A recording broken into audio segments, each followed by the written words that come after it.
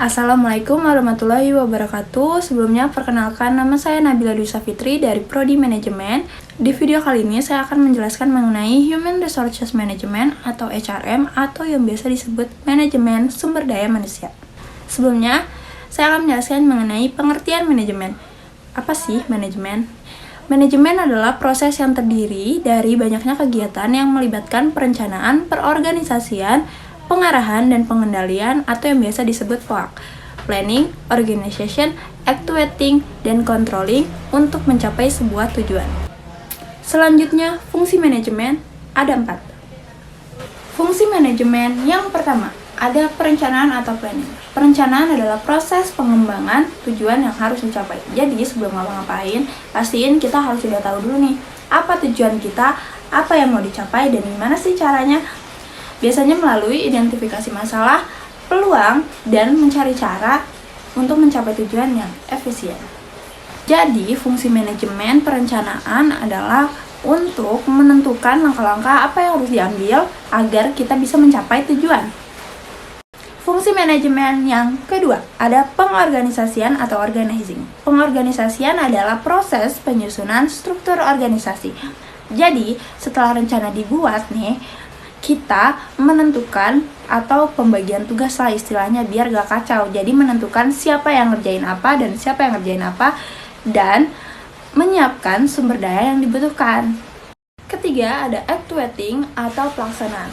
Dimana ini tuh bagian yang paling penting. Kenapa? Soalnya ini tuh proses dimana apa yang sudah direncanakan mulai dilakukan atau dilaksanakan. Jadi semua sumber daya manusia yang udah dibagi-bagi tadi dalam proses pengorganisasian udah mulai bekerja sesuai tugasnya untuk mencapai tujuan yang telah direncanakan. Keempat, ada controlling atau pengendalian atau pengawasan. Jadi, ini tuh berfungsi untuk mengawasi atau ngecek nih apakah udah berjalan sesuai rencana atau belum.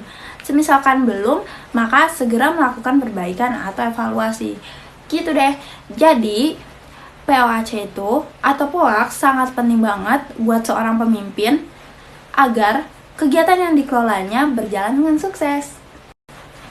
Selanjutnya, manajemen sumber daya manusia. Manajemen sumber daya manusia adalah cara bagaimana mengatur hubungan dengan peranan sumber daya yang dimiliki oleh individu secara efektif dan efisien serta bisa secara maksimal mencapai goals bersama perusahaan. Selanjutnya ada proses manajemen sumber daya manusia di mana ini mencakup serangkaian langkah-langkah yang digunakan untuk mengelola tenaga kerja secara efisien dan efektif.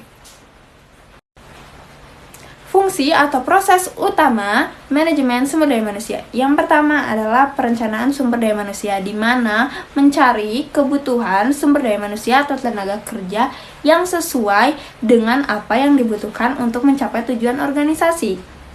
Kedua, rekrutmen atau seleksi di mana menarik, mencari atau memilih kandidat yang sesuai dengan kualifikasi pekerjaan yang dibutuhkan oleh perusahaan atau organisasi.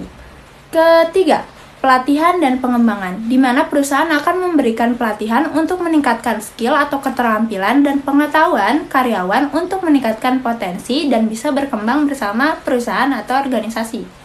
Kelima, kompensasi dan benefit. Hal ini diberikan kepada karyawan seperti tunjangan, gaji, dan benefit yang lain untuk memotivasi mereka agar semakin bekerja dengan baik dan merasa dihargai.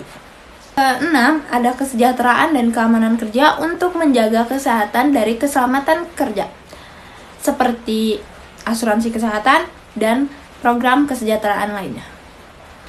Penentuan tugas dan kualifikasi kerja. Pertama, ada job analysis. Ini digunakan sebagai persyaratan kerja secara detail dan kualifikasi yang dibutuhkan nantinya. Yang kedua, ada job description, di mana ini akan dijelasin secara rinci apa tugas kalian dan apa sih yang bakal kalian kerjain nantinya di perusahaan sebagai karyawan. Yang ketiga, ada job specification, di mana ini tuh rincian karakteristik sumber daya manusia yang nantinya akan dijadikan persyaratan. Contohnya, misalnya harus sarjana atau harus minimal kerja 1 tahun, 2 tahun, 10 tahun, maybe, ataupun yang lainnya. Untuk tantangannya sendiri adalah dimana kita berada di 5.0 era yang akan selalu mengikuti perkembangan zaman, dimana kita akan selalu berkaitan dengan teknologi, sehingga kita harus meningkatkan skill dan kemampuan kita untuk menggunakan teknologi. Jadi kesimpulannya adalah dimana manajemen sumber daya manusia ini lebih berfokus kepada pengelolaan tenaga kerja secara efisien dan efektif. Dengan tantangan yang ada, dengan digital yang semakin berkembang, kita perlu melakukan pelatihan dan peningkatan kualitas dari teknologi kita sendiri agar bisa mengikuti perkembangan zaman. Demikian penjelasan yang bisa saya sampaikan mengenai manajemen sumber daya manusia atau Human Resources Management. Semoga bisa dimengerti. Mohon maaf bila ada salah-salah kata. Sekian dari saya, Nabila Dwi Safitri, Prodi Manajemen. Terima kasih. Wassalamualaikum warahmatullahi wabarakatuh.